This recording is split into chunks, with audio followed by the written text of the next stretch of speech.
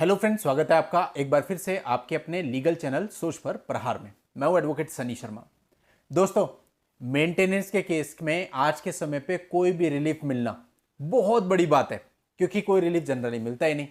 आपको मैंने हमेशा बताया कि आज के समय पे क्या है कि मेंटेनेंस तो देना ही पड़ेगा, ये गांठ बांध लो। और आज के समय पे अगर ऐसा कोई जजमेंट आ जाता है जो कहता है कि पत्नी नौकरी भी नहीं करती है, उसकी कोई सोर्स ऑफ अर्निंग भी नहीं है, फिर भी आपको मेंटेनेंस नहीं देना, तो सोचिए कितना बड़ा रिलीफ आप लोगों के लिए होगा। तर जाओगे आप, ऐसा जजमेंट होगा।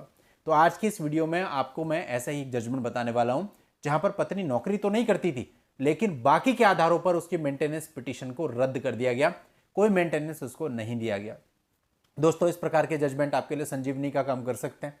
और आपका अगर मेंटेनेंस का केस चल रहा है, मैं मानता हूं मुश्किल तो है, लेकिन फिर भी अगर आप सही तरीके से लड़ते हैं तो हो सकता है कि आपको भी इस प्रकार का रिलीफ मिल जाए।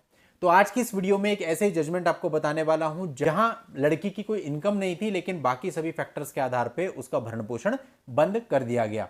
तो आखिरी तक इस वीडियो में बने रहिएगा। अभी तक भी चैनल को सब्सक्राइब नहीं किया है तो फटाफट चैनल को सब्सक्राइब करके नोटिफिकेशन बेल पर जरूर क्लिक कर ले, ताकि इस चैनल पर आने वाली ऐसी सभी वीडियोस की निरंतर जानकारियां आपको मिल सकें। देखिए दोस्तों, इस मामले में पति ने डाल दिया था एक भरण पोषण का केस और 25,000 रुपए मांगा था भरण पोषण। और ऐसा दिखाया था कि जो उसका पति है वो 60,000 रुपए प्रति माह की इनकम करता है, 15,000 रुपए प्रति माह की एक जगह से और 45,000 रुपए प्रति माह की दूसरी जगह से, यानी टोटल 60,000, और मुझे चाहिए 25,000 रुपए पर मंथ। ये मेंटेनेंस का केस एक पत्नी ने डाल दिया। अब अदालत को फैसला लेना था कि उसको कितना मेंटेनेंस दिया जाए। जब चीजें सामने आई, पति का वर्जन, जो रिप्लाई पति का था, वो सामने आया, और बाकी सारे फैक्टर्स को भी देखते हुए कोर्ट ने देखा कि जो पत्नी है वो DU से ग्रेजुएट है, लाइब्रेरी साइंस में उसने डिप्लोमा कर रखा है, और टेक्नीशियन की जॉब भी वो ऑलरेडी कर चुकी है। लेकिन अभी जब मेंटेनेंस का केस चल रहा है तो इस समय पे वो कोई जॉब नहीं कर रही है।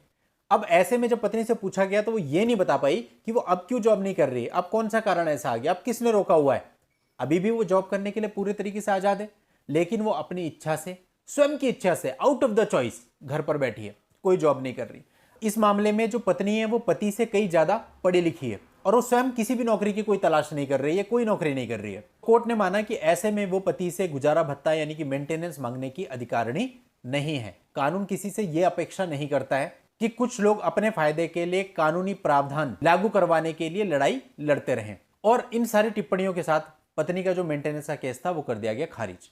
यानी इन शॉर्ट आप ये कह सकते हो कि यहां पर पत्नी की एजुकेशन के बेस पे ही उसका मेंटेनेंस की पिटीशन खारिज कर दी गई कि एक तो पति से कहीं ज्यादा पढ़ी लिखी है, दूसरी प्रोफेशनल क्वालिफिकेशन उसके पास है, प्रोफेशनली अपनी क्वालिफिकेशन के आधार पर ही टेक्नीशियन की जॉब कर चुकी है, लेकिन जब मेंटेनेंस फाइल कर रही है तो जॉब छोड़ रही है और अपनी उस डिग्री के आधार पर दूसरी जॉब लेने का प्रयास नहीं कर रही है, कोई नौकरी नहीं कर रही है, और पति से 25,000 रुपए मांग रही है, जबकि पति उससे कम पढ़ा लिखा है, पति की वर्तमान समय में कोई जॉब भी नहीं है, अनएम्प्लॉयड है फिलहाल, और हर तरह से पत्नी उससे कई ज्यादा सक्षम है।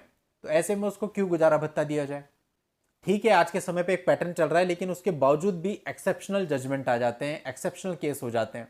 अब दोस्तों होता क्या है, लोअर कोर्ट में जब भी कोई मामला आता है वहां पे पार्टीज की हमेशा रिक्वेस्ट यही होती है कि भाई उनका नाम उजागर ना किया जाए। इसलिए आप देखते होंगे समाचार पत्रों में भी जब लोअर कोर्ट के जजमेंट छपते हैं तो वहां पर उनका नाम नहीं दिया जाता है, केवल मामला दिया जाता है। और इसी प्रकार से हम लोगों के जो पर्सनल केस होते हैं उसमें भी पार्टीज हमको कहती है कि आप सोशल मीडिया पर मत डालना। तो आप समझ सकते हो क्यों, आपका भी मैटर होगा, कहीं ना कहीं आपको भी लगेगा कि नहीं। लेकिन दोस्तों, जो हाई कोर्ट और सुप्रीम कोर्ट के जजमेंट होते हैं वो तो छुपे रह नहीं सकते, वो तो खुद ही हाई कोर्ट अपनी जो वेबसाइट होती है उस पर अपलोड कर देती है। इवन पूरी पूरी प्रोसीडिंग के वीडियो आ जाते हैं, हाई कोर्ट अपनी ही जो यूट्यूब चैनल है उस पर अपलोड कर देते हैं। तो फिर वो तो बिल्कुल जगजाहिर हो जाता है सब कुछ, और उन जजमेंट को कोई भी डाउनलोड कर सकता है, पढ़ सकता है, एक्सप्लेन कर सकता है, वो सारी चीज़ें कर सकता है। लेकिन लोअर कोर्ट में थोड़ा सा ये हो जाता है। अभी अगर मैंने जो कटिंग डाली है न्यूज़पेपर की, इसको भी आप देखेंगे, इसमें पार्टीज का नाम कहीं नहीं है। ऐसे में कई लोग कहते हैं कि सर आप पार्टीज का नाम नहीं बता रहे, वो जानबूझ के नहीं बता रहे, क्योंकि जो पार्टीज हैं, पार्टीज के कंसर्न को भी तो ध्यान रखना पड़ेगा, किसी भी प्राइवेसी को। अगर आप ही मेरे क्लाइंट हो और आप मुझसे रिक्वेस्ट करें तो क्या मैं आपकी रिक्वेस्ट को ब्रेक कर दूंगा? नहीं कर सकता ना। और वैसे ही लोअर कोर्ट के जजमेंट की कॉपी आप लोअर कोर्ट में तो लगाओगे नहीं, ना कोई कोर्ट एंटरटेन करेगा। ये केवल आपके समझाने के उद्देश्य से वीडियो है, ताकि आपको समझ में आए कि चीजें ऐसी भी होती हैं, और पहले ही मेंटेनेंस केस आते ही हार नहीं मान जानी है, आपको उसके बावजूद भी फाइट करना है। तो दोस्तों, उम्मीद करता हूं आपको वीडियो से हेल्प मिली होगी, और ऐसे वीडियो लगातार मैं आप लोगों के लिए चैनल पर लाता रहूंगा। आज की इस वीडियो में इतना ही। नेक्स्ट वीडियो में नई जानकारी के साथ मैं आपसे फिर मिलता हूं। तब तक के लिए good bye and thank you for watching. Take care.